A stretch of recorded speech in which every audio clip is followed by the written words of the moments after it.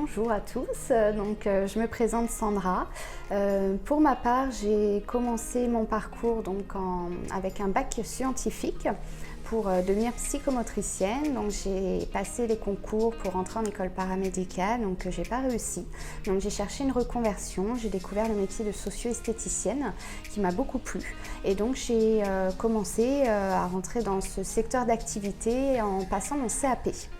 À la suite de mon CAP, j'ai découvert toutes les opportunités qui s'offraient à moi dans ce secteur-là. Donc j'ai poursuivi avec un BP et un BTS au sein de l'IFPM, une école très formatrice qui m'a permis vraiment de m'élever dans mes compétences et qui m'a beaucoup plu au niveau managérial, de découvrir toutes les possibilités que j'avais dans le secteur du bien-être et de la beauté.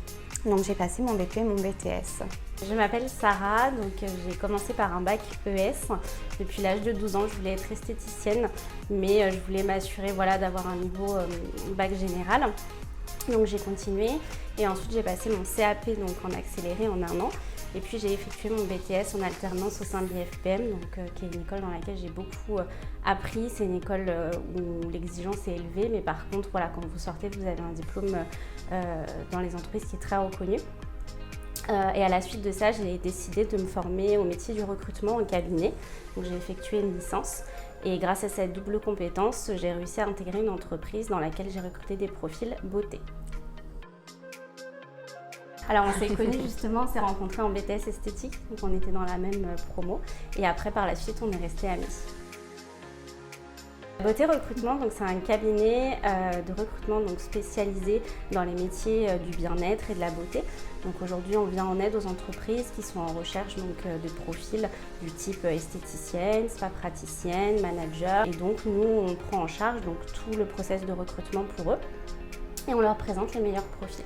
On fait aussi métier de commerciaux, formateurs. Voilà. C'est intense, mais c'est très riche en émotions. Ça permet vraiment de s'élever au niveau des connaissances. On apprend à se surpasser. On s'est beaucoup soutenus, donc on a la chance justement d'être assez fusionnels et du coup on s'est beaucoup soutenus. Alors ce qu'il faut savoir, c'est qu'on est très complémentaires, on a des compétences qui ne sont pas les mêmes, les forces de l'une sont les faiblesses de l'autre et inversement, donc on a cette chance-là qui fait qu'aujourd'hui on arrive à très bien travailler ensemble. Alors déjà être déterminé, il faut quand même avoir les reins solides parce qu'effectivement on passe quand même par des coups durs. Donc le fait des fois d'ouvrir son entreprise seul, ça peut être bien parce qu'on se gère tout seul, mais ça peut être aussi une faiblesse dans le sens où on se confronte seul aux difficultés. Donc pour notre part, effectivement, c'était un gros avantage d'être deux parce que ça nous permet vraiment de se soutenir quand l'une va moins bien que l'autre. Être déterminé effectivement, savoir rebondir. Mais surtout aussi être ouvert d'esprit, être curieux. Parce qu'en fait, quand on est entrepreneur, on apprend plein de choses, plein de métiers différents. Il faut qu'on soit chargé de communication pour développer nos réseaux sociaux, il faut qu'on soit chargé de recrutement, il faut qu'on soit chef d'entreprise pour pouvoir gérer l'entreprise financièrement. Donc en fait, on apprend à se former à plein de métiers. Ça se développe. Il faut savoir qu'une entreprise met en règle générale 2 à 3 ans vraiment pour vivre correctement. Donc là, on est clairement en plein développement sur les 6 mois. Donc c'est plutôt prometteur. On a déjà eu forcément des recrutements qu'on a validés et nos clients sont déjà très contents. On a beaucoup de prospects aussi en cours. Donc ça prend forme tout doucement. On fait un gros travail aussi de communication via les réseaux sociaux. Les choses se mettent en place tranquillement, mais pour 6 mois, on est déjà assez contente du parcours.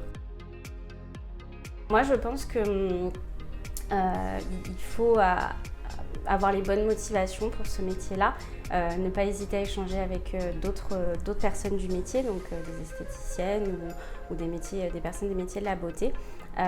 Et après, au niveau de l'IFPM, il faut être quelqu'un de sérieux, de motivé, parce que l'IFPM c'est quand même une école qui est sélective, mais par contre à la fin, encore une fois, vous avez un diplôme qui vous permet de rentrer dans beaucoup d'entreprises, parce qu'aujourd'hui l'IFPM est reconnue, en tout cas comme une très bonne école dans le secteur. sont très tournés effectivement vers la qualité et vers l'aspect professionnel. Donc le gros avantage, c'est qu'ils proposent aussi, si vous avez un doute justement sur votre décision de prendre cette voie, ils proposent des stages découvertes pour permettre justement de découvrir un petit peu ce secteur d'activité.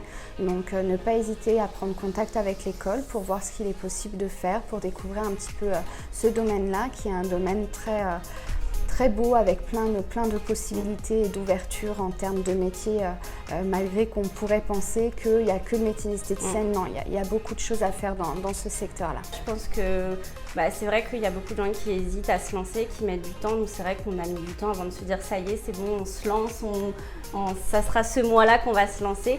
Mais il faut savoir qu'on ne naît pas entrepreneur, on l'apprend en faisant des erreurs parfois. Mais il n'y a pas d'âge, il n'y a pas d'expérience. Niveau d'expérience, il n'y a pas de bon moment. En fait, il faut se lancer pour avoir aucun regret, tout simplement. Et faire de sa vie un rêve et de ses rêves une réalité.